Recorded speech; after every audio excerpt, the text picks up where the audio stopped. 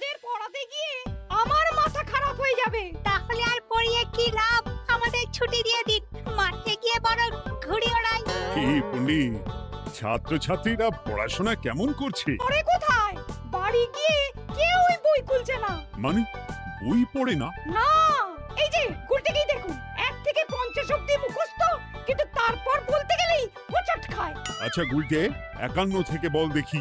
57, 52, 53, 54, 55, 56, 57, 58, 59, 60, 61। 57, 59, 60, সেগুলো আবার কি? 61 আগে তো 60 হবে।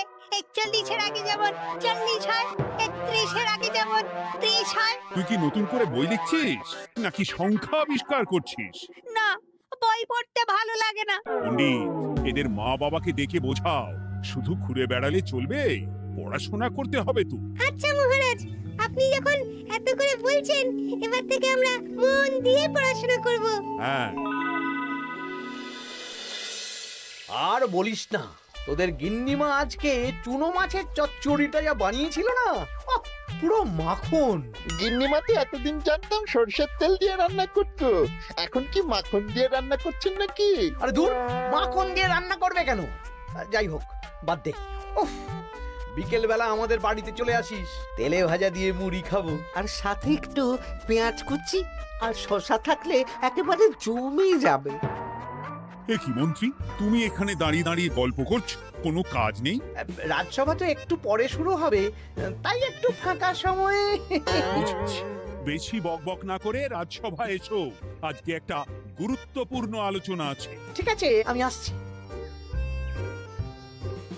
তাহলে বিকেলে চলে আসিস। হ্যাঁ হ্যাঁ মন্ত্রী মশাই, একদম চিন্তা করবেন না।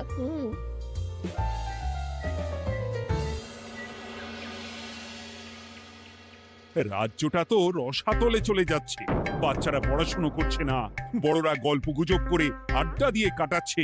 কি করা যায় কিছুই তো বোঝা যাচ্ছে না। কে গল্প গুজব করে আড্ডা দিচ্ছে মহারাজ? কে আবার? আমাদের মন্ত্রী। আমি নিজের চোখে একটু আগেই দেখলাম, বটা ঘটার সাথে সকাল সকাল গল্প জুড়েছে। তাহলে এটা বোঝা যাচ্ছে যে মন্ত্রী মশাইয়ের তেমন কাজ নেই, আর কাজ যখন নেই তখন মন্ত্রী মশাইকে রাজসভায় রাখারও দরকার নেই। হ্যাঁ মহারাজ, গোপাল এটা ঠিক কথা বলেছে। মন্ত্রী মশাই তো কাজের মধ্যে দুটো জিনিসই করেন, অকাজ আর কুকাজ। একদম বাজে কথা বলবে না। গোপালের কথা শুনে এখন আমার নিন্দা শুরু করেছো, তাই না? এই থামো থামো থামো থামো, আমাদের রাজ্যের উন্নতির জন্য একটা সমাধান করা দরকার। এই সময় নষ্ট করা বন্ধ করতে হবে। তাহলে মহারাজ, সবাইকে ফাঁকা সময়ে বই পড়তে হবে, পড়াশোনার মধ্যে থাকতে হবে, কারণ জানার কোনো শেষ নেই। তাহলে কি করা যায় বলো তো গোপাল? আমাদের রাজবাড়ির যে গ্রন্থাগার আছে সেটা তো বহু বছর ধরেই বন্ধ, ওটা খোলার ব্যবস্থা করুন মহারাজ। হ্যাঁ মন্ত্রী, তুমি নিজ দায়িত্বে গ্রন্থাগার খোলার ব্যবস্থা করো। অনেক দিন ধরে ধুলো ময়লা জমে আছে, সব পরিষ্কার করবে, আর পরিষ্কার হয়ে গেলে তোমরা সবাই গ্রন্থাগার থেকে বই নিয়ে পড়বে। বেশ। মন্ত্রী মশাই ভালো ভাষার ফেঁসেছেন। হ্যাঁ, জীবনটা তো শুয়ে বসে গুলতানি দিয়েই কাটিয়ে দিচ্ছেন, না হয় একটু কাজ করবেন আর কি। আর হবে না গল্প গুজব, হবে না ঠাট্টা হাসি। গ্রন্থাগার সাফ করতে গিয়ে মন্ত্রীর হবে হাঁচি কাশি। কথাটা বেশ ভালো বলেছে বিজ্ঞানী। ওনার দুটো কাজ, অকাজ আর কুকাজ। সে তো তুমি প্রসঙ্গ আনলে তাই। বেটারা আমাকে নিয়ে রসিকতা করছে। এই গোপালের বড্ড বার বেড়েছে, এমন চাল চালবো যে কেঁদে কুল পাবে না।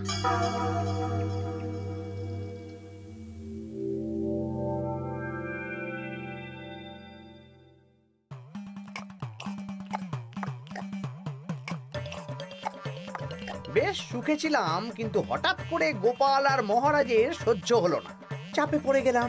আমরা আপনাকে চাপমুক্ত করব, বলুন কি করতে হবে? আমি সব ভাবনা চিন্তা করে ফেলেছি, এখন তোদের আমার কথা মতন কাজ করতে হবে।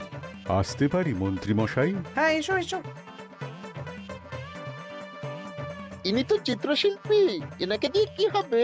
ইনিই তো আসল কাজ করবেন। শোনো, তা গোপালকে ভালো করে দেখে নিয়েছো তো? বিলক্ষণ। একটা পাতায় গোপালের ছবি আঁকতে হবে, ওপরে লেখা থাকবে কৃষ্ণনগরের ভবিষ্যৎ। কি গোপাল তো আপনার শত্রু, গোপালকে নিয়ে বই লিখতেন কেন? আমি বলছি, একটা পাতায় গোপালের একটা ছবি আঁকা হবে, যেখানে গোপালকে দৈত্য হিসেবে দেখানো হবে। বড় বড় দাঁত, বড় বড় কুলোর মতো কান। শোনো, নিচে একটু ফাঁকা রাখবে, যা লেখার আমি পরে লিখে দেব। আর আপনি মহারাজকে এই পাতাটা দেবেন? হ্যাঁ, আর বলবো যে গ্রন্থাগার পরিষ্কার করতে গিয়ে এই পুরনো পাতাটা পেলাম, তবে অনেক খুঁজেও বইয়ের বাকি অংশ কিচ্ছু পেলাম না মহারাজ। মহারাজ ওখানে দৈত্য বেশি গোপালকে দেখে ভাববেন রাজ্যের বড় বিপদ আসতে পারে, আর গোপালকে কোনো কারণ ছাড়াই তাড়িয়ে দেবেন। একদম তাই। কিন্তু একটা সমস্যা আছে। আবার কি সমস্যা? পুরনো পাতা বোঝাবেন কি করে? ছবি আঁকা হয়ে গেলে পাতাটা দুদিন রোদে ফেলে রাখবো, তারপর পাতার ধারগুলো একটু আঁকা বাঁকা করে কেটে দেব, সাথে আগুনের হালকা তাপ দিলে সাদা পাতা খুব তাড়াতাড়ি পুরনো দেখাবে। এটা ঠিক বলেছেন। আচ্ছা চিত্রশিল্পী, তাড়াতাড়ি ছবি এঁকে ফেলো। আমি কালকে সকালেই দিয়ে দেব। বেশ বেশ। আর বটাঘটা, তোদের কালকে থেকে একটু আমার সাথে হাতে হাতে কাজ করতে হবে। হ্যাঁ, সে আমরা আপনার সুখে দুঃখে পাশে থাকবো।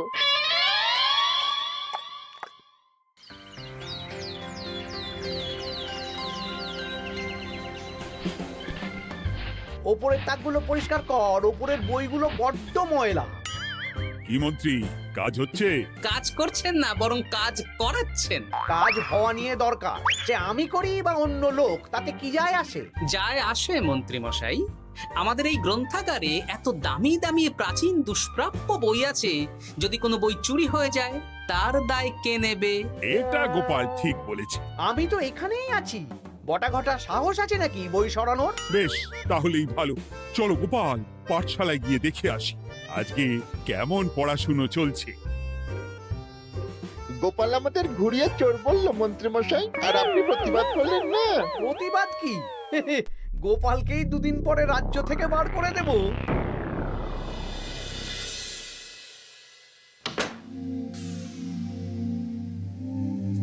মন্ত্রীমশাই, ছবি আঁকা হয়ে গেছে। কই দেখি দেখি দেখি। বাস, এই তো চাই। এই ছবি দেখে মহারাজ চমকে যাবে। এবার পাতা পুরনো করার কাজটা করে ফেললেই কেল্লা ফতে।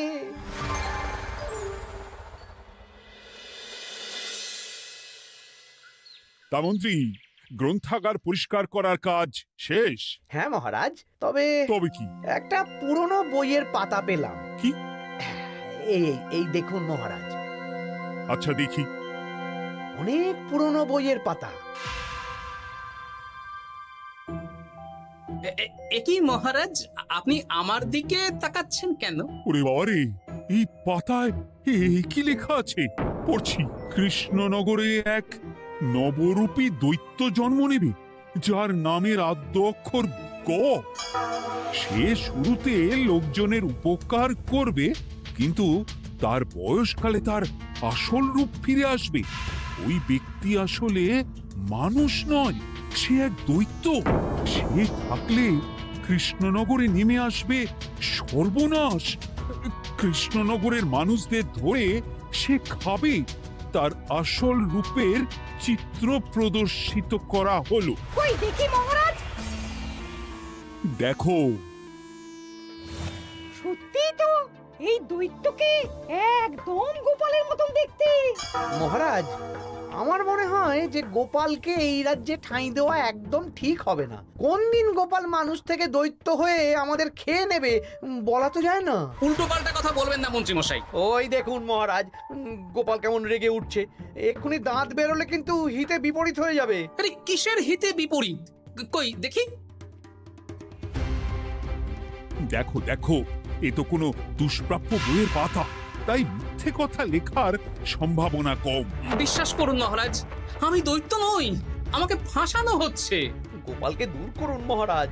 কোনো অঘটন ঘটে গেলে কিন্তু আমাকে বলতে পারবেন না যে আমি আগে থেকে সাবধান করিনি। হ্যাঁ গোপাল, তুমি আর এই রাজ্যে থেকো না, আজ রাত্রেই চলে যাও।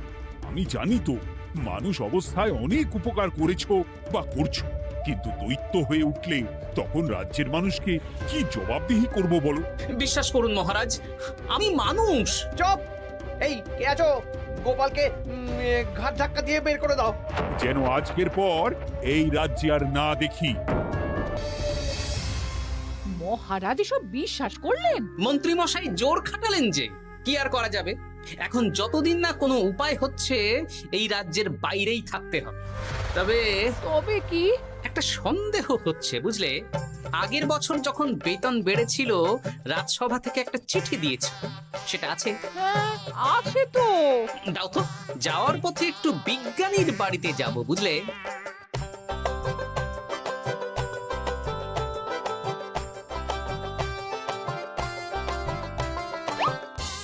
এবার চলো। আমিও বুঝতে পারছি গোপাল, এটা গভীর ষড়যন্ত্র। শোনো, তুমি একটা কাজ করো।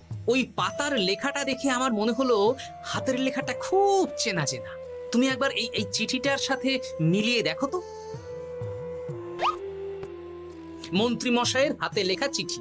বেশ, আমি তাহলে কায়দা করে পাতাটা নিয়ে এসে পরীক্ষা করব। তা কোথায় থাকবে এখন? কদিন ওই শ্বশুর বাড়ি, আর আমি তোমার সাথে দেখা করার জন্য রোজ রাতে আসবো। বেশ।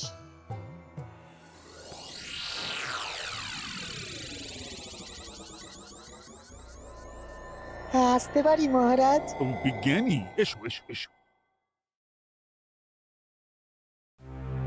বলছি মহারাজ, পাতাটা চাই, আজকে রাতের জন্য দেবেন? হ্যাঁ, নিয়ে যাও নিয়ে যাও। ওই পাতা দেখলেই আমার ভয় লাগছে।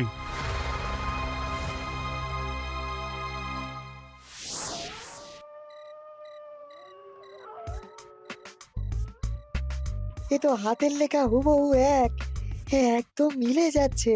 তার মানে এই হাতের লেখা মন্ত্রী মশাইয়ের, আর এই বই রোদে ফেলে রেখে হলুদ করা হয়েছে। আসতে পারি বিজ্ঞানী? এ কি, এ কে তুমি?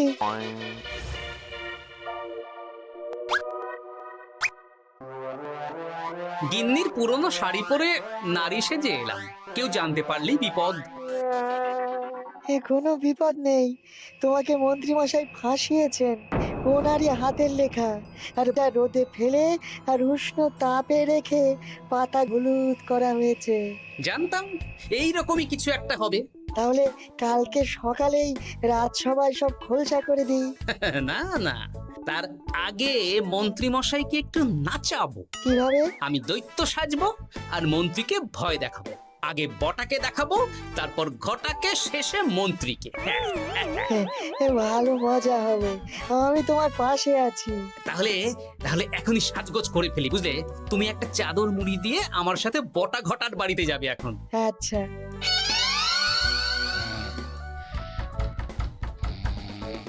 হে, এক ঘটা দেখ না।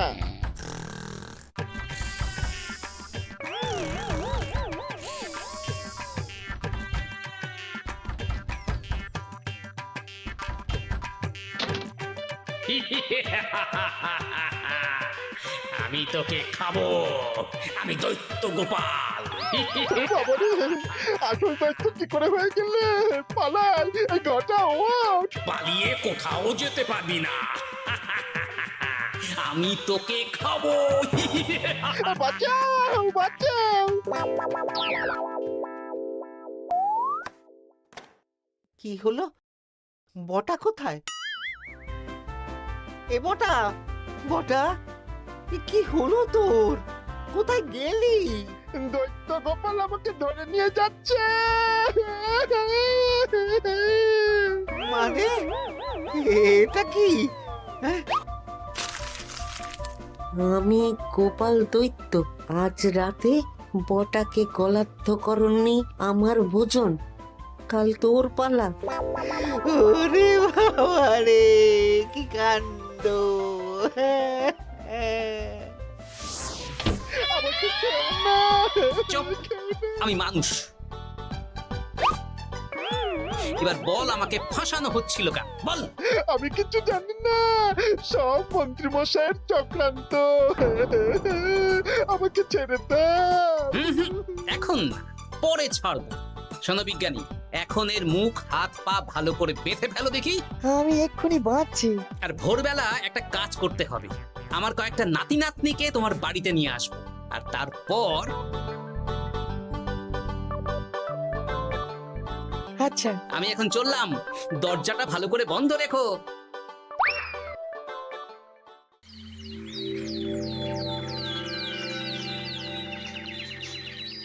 কি সব উল্টো পাল্টা বলছিস? সত্যি কালকে গোপালের দৈত্য এসেছিল। আরে গোপাল তো রাজ্য ছেড়ে চলে গেছে, আমি কড়া পাহারা বসিয়েছি। গোপাল এই রাজ্যে আর ঢুকতেই পারবে না। কিন্তু ওর দৈত্য এসেছিল। আরে দূর, তুই স্বপ্ন দেখেছিস। সকাল সকাল মাথা খারাপ করাস না ঘটা, কাজ আছে। সত্যি বলছি। চুপ!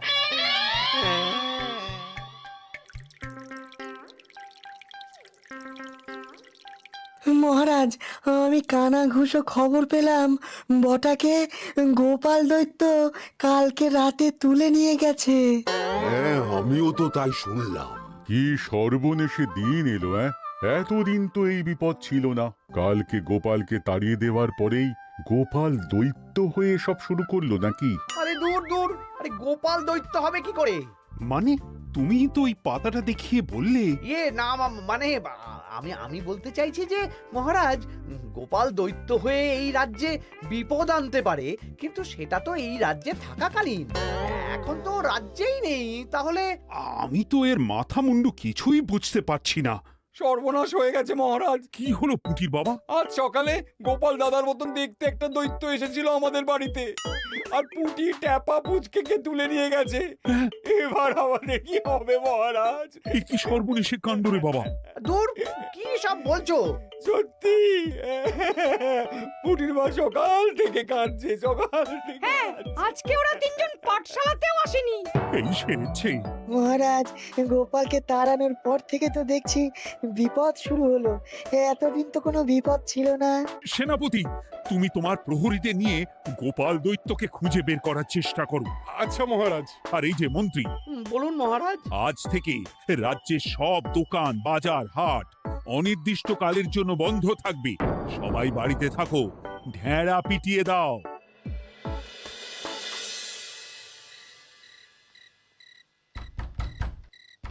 কে? আমি দরজা খুলবো না। এই দরজা খোলো, আমি আমি বিজ্ঞানী।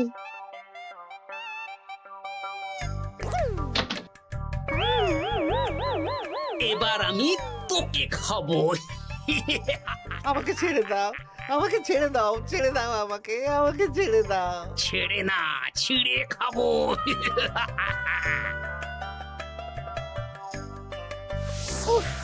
এই তো দাদু চলে এসেছো। এরকম শুয়ে বসে থাকতে ভারী মজা। এ কি বটা, তোর কিছু হয়নি? না না, কাল একটু ভয় পেয়েছিলাম। না, কিছু হবেও না। এই মন্ত্রীর সব চক্রান্ত ধরা পড়ে গেছে। আমি চাইলেই মহারাজের কাছে মন্ত্রীর নিজের হাতের লেখা বইয়ের ব্যাপারে বলতে পারতাম, কিন্তু কিন্তু আমি চাই মন্ত্রী মশাই নিজের মুখে নিজের দোষ স্বীকার করুক। আর সেটা করানোর দায়িত্ব তোর হাতে। আমি কি করব? কাল সকালে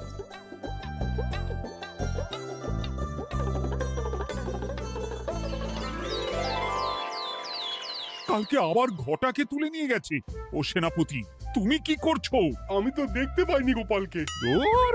মহারাজ, মহারাজ, কি ঘটা, এ কি অবস্থা তোর? ও অনেক কষ্টে পালিয়ে এসেছি। গোপাল খেতে গিয়েও খায়নি আমাকে। মানে মানে ও বলছে আপনাকে খেতে চায়। গোপাল কি দৈত্য নাকি যে আমাকে খাবে? হ্যাঁ, ভয়ানক দৈত্য। এই তো আমি পাতাটা এনেছি, দেখো তো একবার। হ্যাঁ হ্যাঁ হ্যাঁ, এইরকম। ওরে বাবা, কি ভয়ানক! এই গোপালটা কি শুরু করেছে বলতো? গোপাল দৈত্য হবে কি করে? এই ছবির নিচের লেখাটা তো আমার, তুই জানিস না নাকি? না মানে কিছু না, কিছু না। তোমার লেখা মানে? না না, আমার লেখা না, মানে আমি খুঁজে পেয়েছি আর কি। আপনি সত্যি না বললে আমার কাছে কিছু প্রমাণও আছে মন্ত্রী মশাই, যে এই পাতার লেখাটা আপনার। হ্যাঁ, এটা মন্ত্রী মশাইয়ের লেখা, আমি সব জানি। এই তোকে বলতে বলেছি। না না না না না, এবার আমি বলবই, আগে আমার প্রাণ, তারপর আপনার মান। মন্ত্রী মশাই এই পাতাটা নিজে লিখেছেন আর গোপালের ওই ভয়ানক ছবি একজনকে দিয়ে আঁকিয়েছেন। রোদে রেখে ও আগুনে উষ্ণ তাপে পাতাটা হলুদ করেছেন আর ধারগুলো আঁকা বাঁকা করে কেটেছেন যাতে দেখে পুরনো মনে হয়। সব বাজে কথা। কোনো বাজে কথা না। এই দেখুন মহারাজ, মন্ত্রীর হাতের লেখা একটা চিঠি আর বইয়ের লেখা একদম এক।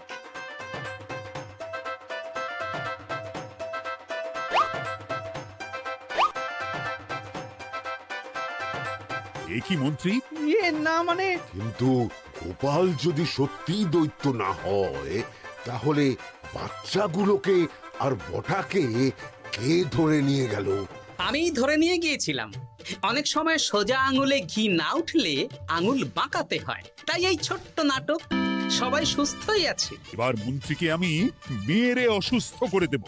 সুস্থ মানুষকে দৈত্য বানিয়ে দিলে, হ্যাঁ?